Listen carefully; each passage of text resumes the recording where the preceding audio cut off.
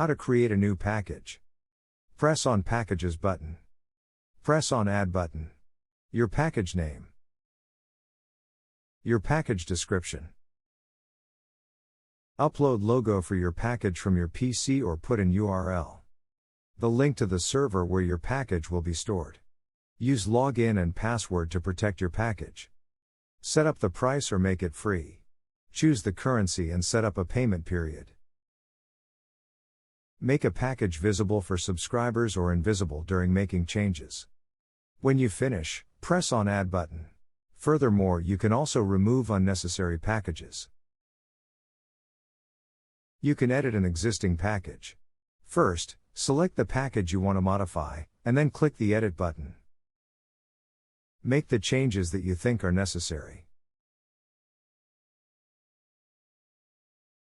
When you finish, press on Save button. Here's how to manage your content. First, select the package in which you want to modify or add content, and then press on the Details button. Thank you for watching.